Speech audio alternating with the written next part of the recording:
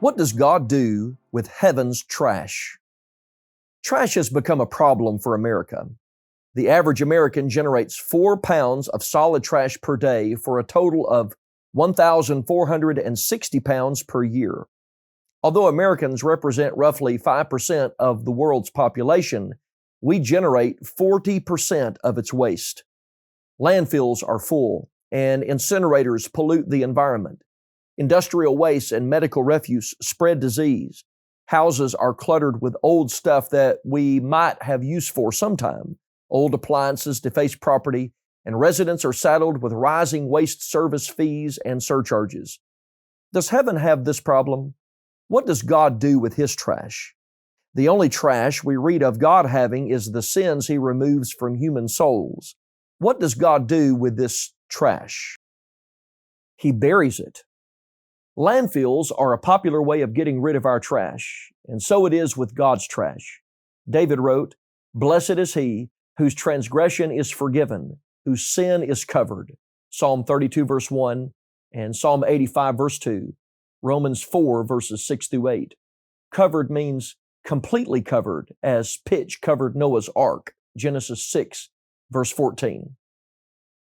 He casts it into the depths of the sea.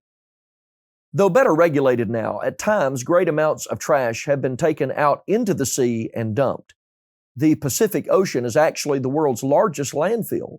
The Eastern Garbage Patch, which floats between Hawaii and California, is estimated to be twice the size of Texas. God uses the ocean as a dumping ground for a more environmentally friendly kind of waste disposal. He casts our forgiven sins there. He will again have compassion on us and will subdue our iniquities. You will cast out all our sins into the depths of the sea. Micah chapter 7, verse 19. 2/3 of the earth's surface is water, and the deepest places on earth are beneath it. Most of it remains unexplored, never visited by humans. Millions of varieties of plants and animals are thought to be yet undiscovered in its depths. So if you wanted to hide something, the best place on the third rock from the sun would be in the ocean. This is the figure God chose to use to communicate to us how lost our sins become once they are forgiven. Bible commentators draw a comparison between this and the destruction of Pharaoh's army in the Red Sea. Not a single Egyptian soldier survived when God cast them into the depths of the sea, so no sin can survive this plunging. Exodus 15, verses 9 and 10. Sins are not simply cast into the sea, but into the depths of the sea. If they were carelessly tossed from the shore, they might wash back up to be seen again. They might be visible at low tide. There is no chance of that happening in this case. They are forever buried at such a depth, they can never be discovered. Corrie ten Boom was known to say that God put our sins in the deepest sea and then put up a sign that said, "No fishing." There is no fishing for our sins, nor any for the sins of others. He flings it behind his back, Isaiah 38 verse 17, and hides his face from it, Psalm 51 verse 9. We use the phrase out of sight, out of mind because we tend to forget things we cannot see. For instance, have you ever forgotten to pay a bill because it got mixed in a stack of mail and you forgot it was due? An omniscient God never forgets anything, unless He does so on purpose. He purposely conceals our sins so they are not remembered. What a comforting thought. When our sins are forgiven, they are forgotten.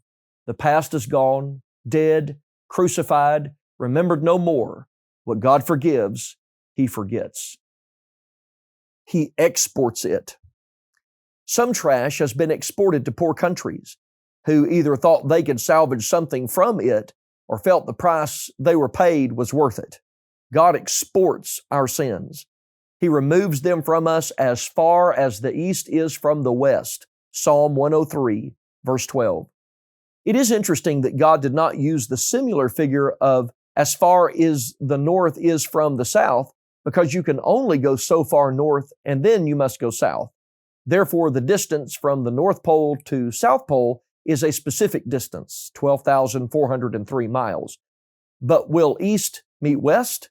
It never will, because you can go east for the rest of your life and never start to go west. How far is it from east to west? It is infinite. That is how far God removes our sins from us. He obliterates it. Some types of rubbish, military munitions, for instance, are destroyed by exploding them. They are obliterated. You could say that God obliterates our sins. They are erased from His memory forever. Jeremiah 31, verse 34, Hebrews 8, verse 12, and Hebrews 10, verse 17. One man complained to his coworker about a fight he had with his wife the night before. She got really worked up. Eventually she got historical. His friend laughed and said, "You mean she got hysterical?" "No, she got historical. She brought up every mistake I have made in the last 10 years of our marriage." That is the way we sometimes forgive. We keep a mental record of offenses and bring them up later, but God is not like that. Forgiven sin has no history. It is gone forever. Jesus came to make an end of sins and to bring in everlasting righteousness. Daniel 9, verse 24. Our sins are expunged from our official file. Isaiah 44, verse 22. When we obey His gospel by believing in Jesus, John 3, verse 16, repenting of sin, Luke 13, 3, confessing Christ, Matthew 10, verse 32, and being baptized for remission of sins, Acts 2, 38. Since they are erased, they cannot be imputed. Psalm 32, verse 2, Romans 4, verses 7 and 8, 2 Corinthians 5, verse 19. That is, God does not reckon this sin against us. The word impute is a mathematical or bookkeeping term. God keeps a record of our debts, sins, but in forgiving them, He no longer keeps up with it. The ledger has a zero balance. Ezekiel 18, verse 22, and Ezekiel 33, verse 16. Rest easy. God has heaven's trash under control.